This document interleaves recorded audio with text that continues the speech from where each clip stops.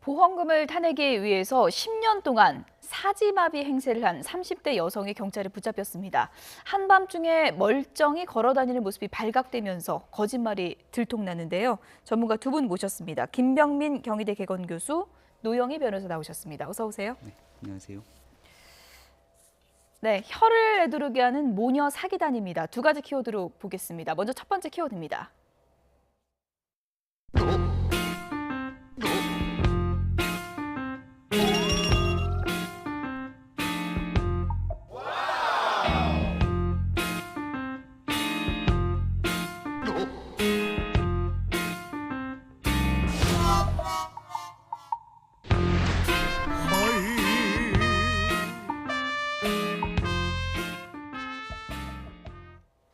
네, 무려 10년 동안의 거짓말이었습니다. 노영희 변호사님, 보험 사기 저희가 소식 많이 전해드리긴 하는데 10년 동안 사지마비 행세했다는 건 처음 들어봤습니다. 사실 정말 엽기적인 예. 모녀라고밖에 말할 수가 없을 것 같은데요. 이제 이 사람이 2007년 4월에 지인의 차를 타고 가다가 가벼운 교통사고를 당하고 예.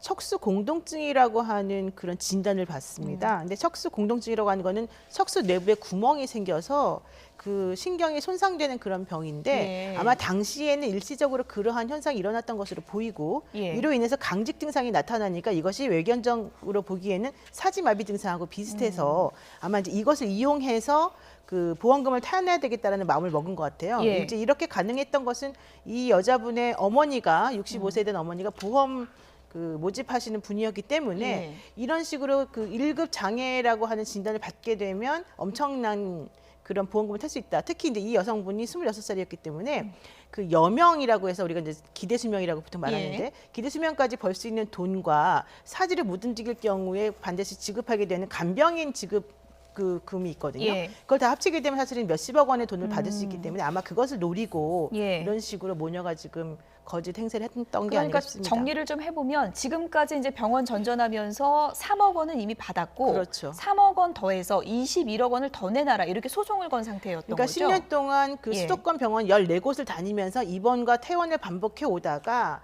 3억 원을 먼저 수령을 했는데 이렇게 가벼운 교통사고인데 사지마비라는 걸 이해할 수 없다라고 생각했던 보험회사 측에서 예. 채무 부존재 확인 청구 소송을 한 겁니다. 그랬더니 오히려 이제 이 모녀는 우리는 지금 이 사지마비가 맞는데 왜 보험금을 안 주냐라고 하면서 반소를 제기했고요. 예. 그 반소 청구 금액이 21억 원이라고 하는 건데 이미 1심에서는 승소를 했다는 겁니다. 예. 근데 만약에 이번에 걸리지 않았다라고 한다면 사실은 2심에서도 똑같은 그 판결이 나올 가능성이 예. 높고 결과적으로 이들의 그 모녀는 21억이라고 하는 돈을 예. 불로소득할 가능성이 높았던 지금 거죠. 화면으로 저희가 계속 보여드리고 있는데 그네 타고 이렇게 등산 다니고 이 36살 여성이 사지마비 연기를 한 여성인데 지금 이 36살이면 20대 중반부터 사지마비 연기를 했다는 얘기잖아요. 네, 맞습니다. 예. 10년 정도의 기간 동안 사지마비 연기를 했으니까 제대로 일어설 수도 없는 상황인 건데 그리고 받아낸 보험금이 3억인 겁니다. 예. 그러니까 10년을 나누게 되면 1년에 한 3천만 원 정도 금액이라면 그렇게 사지마비 연기를 할 수 있는 시간에 오히려 경제활동을 열심히 했으면 좋지 않았겠느냐라는 얘기가 벌써부터 나오고요.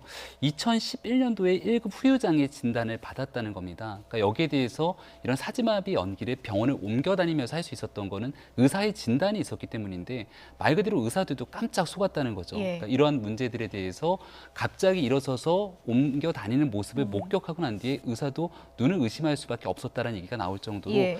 이런 행동에 대한 연기를 하게 된 배경에는 일단은 보험 설계사인 어머니가 이렇게 행동을 해서 충분한 보험금을 받아낼 예. 수 있을 거라는 확신을 갖고 있기 때문이 아니었나 싶습니다. 예. 사지마비라고 하더니 멀쩡하게 화장실 가는 장면을 목격한 목격자는 이렇게 표현을 했습니다. 난 진짜 귀신 본 줄 알았다 이 얘기거든요. 그러니까 사지마비인 것처럼 주변에도 연기를 감쪽같이 했다는 얘기잖아요. 그렇습니다. 아까 평상시에도 그 딸이 마사지 받느라고 옷을 벗고 있기 때문에 커튼을 열 수 없다. 의사 선생님도 함부로 들어오시면 안 된다. 이런 식으로 예. 해서 딸을 가렸고 그리고 특히 외출할 경우에는 모자랑 마스크를 써서 철저하게 이 사람의 그런 신분이 노출되지 않도록 가렸다라고 하는 건데 이제 밤중에 화장실 가는 모습을 보고 깜짝 놀래서 이 예. 간호사가 지난 5월에 이 사람에 대해서 사지마비가 아니다라는 식으로 진료부에다가 진료 그 기재를 하려고 했더니 예. 그 남친이라고 하는 33살의 그 남자분이 예. 나 사촌 오빠인데 이렇게 쓰시면 안 됩니다. 와서 약간 협박성으로 얘기를 했다는 거예요. 그러니까 이런 것을 보게 되면은 아마 병원 측에서도 사실은 깜빡 속았던 것으로 보이기는 하는데 병원을 14군데 옮겨 다녔다는 게 중요해요. 왜냐하면 한 군데 병원에서 이렇게 오랫동안 의사나 주변 사람들을 속이기가 어렵지 않습니까? 그렇죠. 그렇기 때문에 일부러 자꾸 병원을 다니면서 아. 진단을 받아내고 그 다음 예. 병원으로 옮기고 그러면은 새로운 병원에서는 이전에 있었던 진단서가 있기 때문에 예. 그거를 전제를 해서 그 다음에는 나머지 것들에 대해서 이렇게 약간 좀 허술하게 진단하는 경우가 예. 있거든요. 그러니까 아마 그런 것들을 노린 것 같아요. 엄마가 맞는지 모르겠는데 보험 설계사인데 딸의 인생을 어떻게 좀 잘못 설계해서 딸의 인생을 망치게 된 거잖아요, 지금. 지금이 36살이니까 26부터 36까지 가장 그 중요한 청춘의 나이를 완전히 사지마비 연기 행세를 하느라고 보냈던 시대를 생각하면은 예. 엄마라고 보기 어려운 측면이 있고 실제로 이렇게 경찰이 적발되고 난 뒤에 오히려 속이 좀 후련하다는 얘기가 나왔던 겁니다. 그러니까 언제까지 속일 수가 없었던 건데 예. 결국은 거액의 일확천금을 노리고 했던 행태가 아닌가라는 생각이 들고요. 굉장히 좀 안타까운 대목은 여기에 대해서 연기를 계속해야 되니까 예. 사지마비면 제대로 배변 활동조차 안 되는 것 그렇죠. 아닙니까? 그러니까 관장에 의한 배변까지 하는 여러 가지 연기를 했던 이 36의 여성을 생각하게 되면은 정말 해서는 안 될 일을 예. 엄마가 시킨 게 아닌가라는 생각이 듭니다. 변호사님, 혐의를 좀 따져볼까요? 엄마하고 딸 어떤 혐의가 적용될 수 있는 겁니까? 이런 경우는 이제 예. 사기죄의 공동정범으로 제가 보이고요. 이제 예. 보험 사기라고 우리가 보통 부르는. 예. 그런데 사실은 이들이 초범일 가능성이 높아요. 음. 그리고 3억 원밖에 사실은 안 되거든요. 이제 물론 21억 원이라고 하는 것에 대해서는 사기 미수죄가 성립이 될 수 있겠지만 아직 안 받은 거니까. 예, 그러니까 1심에서는 이겼지만 아직까지 수령하지 않았고 확정 판결이 나오지 않았기 때문에 뭐 사기 미수죄에다 죄가 성립이 될 수는 있겠지만 그렇다고 해도 실질적으로 수령한 금액이 많지 않다면 예. 그런 것들을 보험사에다가 반환하고 선처를 구하는 경우에 사실은 생각보다 더 적은 형량을 선고받을 가능성이 매우 높고요. 예. 이제 이렇게 되면 또 부작용이 뭐냐면 정말로 다쳐서 보험금이 필요한 사람들에 대해서 보험회사 측에서 제대로 판단해야 된다라는 이유를 들어서 이들에게 오히려 보험금 지급을 미루거나 예. 그 보험금을 안 주려고 하는 경향이 훨씬 늘어나게 되거든요. 그러니까 이 사람들은 실제로 본인들의 행동한 것에 비해서 더 적은 형량을 받을 가능성이 높고 예. 오히려 그 선의의 피해자들이 양산하는 결과가 나타날 수 있다. 이게 예. 바로 문제점인 것 같습니다. 엄마하고 딸을 보면 어머니는 실질적으로 연기를 한 건 아니지만 딸에게 이렇게 하라 지시만 한 거잖아요. 네. 뭐 죄의 경량이라 그럴까 어떻게 따져볼 수 근데 있는 겁니까? 그렇지만 아무래도 성인이잖아요, 딸이. 예. 엄마가 시킨다고 해서 무조건 하는 사람은 아니기 때문에 아, 그렇죠. 엄마가 보험 설계사라고 하는 그런 직업적 특성을 이용해서 전반적으로 딸하고 같이 공모해서 이런 것들을 했다라고 판단되기 때문에 예. 이 경우에는 딸하고 엄마 둘 다가 공동 정범, 즉 정범에 준하는 그런 신분을 갖고 있을 수밖에 없기 때문에 예. 아마 사기죄는 보통 일반적으로는 형법상으로는 10년 이하의 징역에 처해지게 되는데 예. 이게 이제 특경가법 사기에 해당이 되는지 안 되는지에 따라서 어느 정도 조금 센 형량이 나올 수도 있습니다. 그러나 제가 봤을 때는 우리가 기대했던 것만큼 꽤 나오지 않을 가능성이 있습니다. 예. 이런 사지마비 연기가 10년 동안 가능했던 이유가 여러 가지 있겠지만 결정적인 이유가 바로 이거겠죠. 두 번째 키워드 보시죠.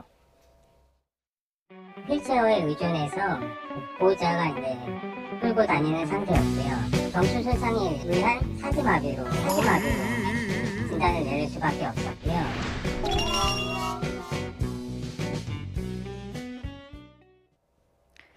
의사까지 깜빡 속았다. 사지마비 연기가 그만큼 치밀했다. 이렇게 볼 수 있는 걸까요? 네. 아니면 의사가 속았다는 말도 우리가 좀 의심을 해봐야 될까요? 그러니까 여기에 대해서 분명한 조사가 좀 필요해 보이긴 하는데요. 왜냐하면 보험사도 이해할 수가 없다고 얘기했던 건 경미한 사고가 났고 이를 통해서 척수 공동증이라고 하는 증상이 발견이 된 겁니다. 예. 그리고 사지마비로 이어지게 되는 이 3단계에 대한 인과관계가 형성될 수 없다라고 보험사는 주장하고 있고요. 그럼에도 불구하고 병원 측에서 예를 들어 초창기에 진단을 내렸던 의사가 이 부분에 대해서 사지마비 진단을 내렸다라고 하면 거기에 대한 병원이라든지 의사 측에 대한 조사도 좀 분명히 필요하지 않을까라는 생각이 드는 거고요. 이게 지금 현재 벌써 나오고 있는 얘기는 비슷한 수법으로 이와 같은 보험 사기들이 또다시 존재하는 것은 아닌가에 대한 전수조사도 좀 해봐야 되지 않겠느냐라는 얘기가 벌써부터 나옵니다. 예. 당시에 진단을 내렸던 의사는 상황에 대해서 어떻게 설명을 하는지 한번 들어보시죠.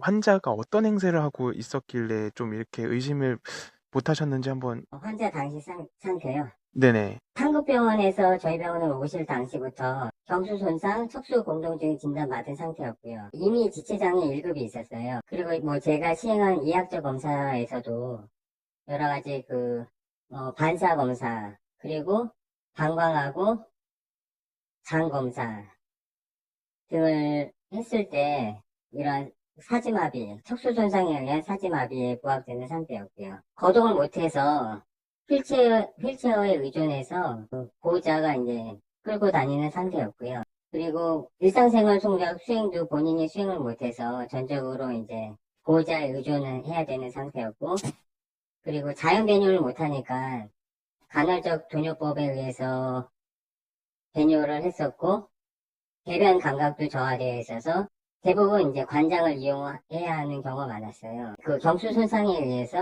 의한 사지마비로 진단을 내릴 수밖에 없었고요.